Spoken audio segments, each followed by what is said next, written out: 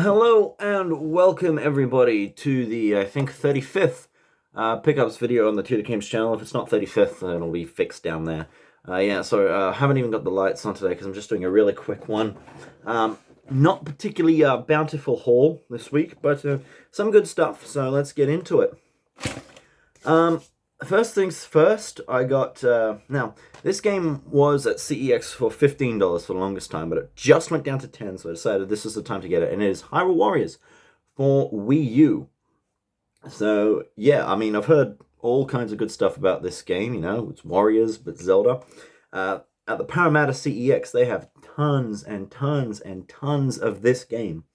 It finally went down from 15 to 10, so not quite sure why so many people are trading it in, but I'm sure gonna take a good crack at it. You know, it's an all offline game, and apparently it's just pretty good for the Wii U. So yeah, that was $10 in credit.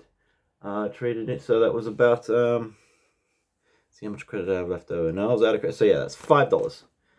Yeah, and also the next set of 10 that I bought at another CEX, where I bought two games, and I'm not going to say too much about them because I don't know that much about them. But these were $5 all up again, and that is the Kessen 1 and Motor Siege. Now, Motor Siege, Warriors of Primetime, this looks to be a kind of, what's it called? Twisted Metal-esque vehicle arena combat game, but with some, like, horror monsters and stuff like that. Anyway, it has a nice little aesthetic. It's a budget game, but I was told by the collector that it was pretty good, so... Yeah, and it says on like, oh, actually, I love the quote it's got on the back here. See, the quote right there. Right where the blurb should be. In fact, this game has no blurb, just a bunch of dot points. But right where the blurb should be, it says, "This is the best vehicle combat game yet to appear on the PS2. It says, Andy Roberts, leading games journalist. I've never heard of Andy Roberts, so I've got no idea. And considering he was saying this in 2003... that means that that quote did go up against Twisted Metal Black, I'm pretty sure. So, hey, I hope that's something decent. And also Kessen, don't know much about Kessen. I've got, I think, Kessen 3. I know it's sort of, you know, strategy, you know, Battlefield, Chinese, or I think Japanese things, made by Koei. And of course, one thing I like to for, it's one of the few PS2 games to have artwork on the spine. There, I think the only other one is a baseball game. But yeah, so that's pretty cool. And I needed to spend some credit, so I did that. So it's $10 this week so far. And then we have another $9 on top of that, so that is $19 for the week. See if I can remember that. And the last two games is another copy of Ace Combat 4 Distant Thunder, which I bought mainly because inside it had not only one of its original purchase receipts, but a advertisement for Vampire Knight and MotoGP 2, but mostly Vampire Knight. I've expressed before, I love collecting these little advertisements. I would like to get a full set. Unfortunately, there's no reliable database showing the full set of these, but so yeah. I mean, if anybody like in Australia has one of these, it costs you $1 to mail it to me. Come on, support the channel. But yeah. So yeah. Vampire Knight. I already have a copy of Distant Thunder. I think the disc in this one is in a tiny bit better shape, so I might switch it out. But yeah, otherwise I'll just sell it on, and as it cost me $5, I should be able to make a small profit on that. And then the final game is one I'm actually quite relieved to finally have, because it means I can stop searching for the damn thing, and it is complete. And that is a copy of Ben 10 Cosmic Destruction, which I bought on PS2. And actually... there's some marks on the top of the disc, so I actually need to double check that it actually works. When did I buy this game? On the 20th. See, I better actually check that tonight to make sure this game actually plays, because I'm not 100% sure that it does.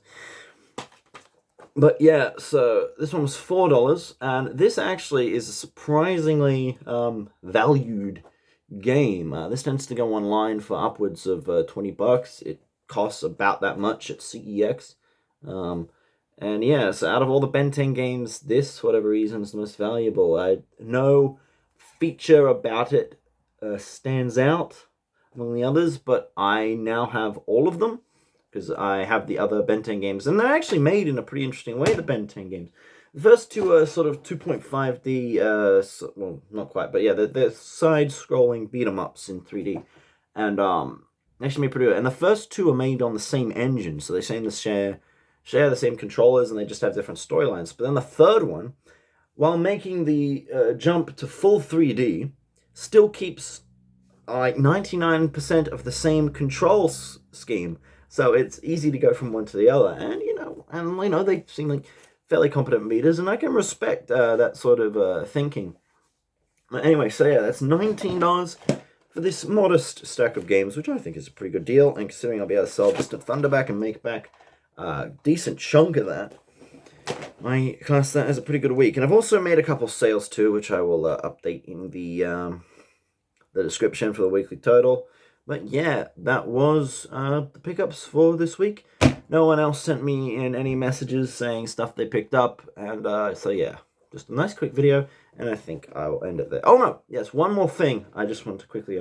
I've been playing some games recently, which is actually somewhat noteworthy for me. And the game I chose to play a while back, just as sort of like a wind down every night, was Battle for Bikini Bottom on Xbox, which I believe is getting a remaster. But and this is a game which, in the SpongeBob fan community, is regarded as the best SpongeBob games. It's one of the top 10 speedrun games in general, and it's regarded head and shoulders above all the other stuff. It's lauded. I played it, and I thought it was bad. Just straight up a poor game. Like, out of 10, I think it maybe scraped. I mean, maybe, like, it's competent. It's competent as a video game, so maybe 6, 7 out of 10. Now 6, close to 6, but there's a lot of stuff wrong with that game. And I did manage to make it to the end. I didn't complete the game, though, because that final battle with Plankton is bullcrap. So, yeah. But, yeah, fight me on that one, guys. If anybody's played that game and thinks it's brilliant, please tell me why everyone thinks it's so brilliant, because it just seemed like a really bargain basement combat system matched with an off-model world with poor voice acting and a completely watered-down storyline. But anyway, that was it. That's my week in gaming. So I'll see you guys next week. Bye.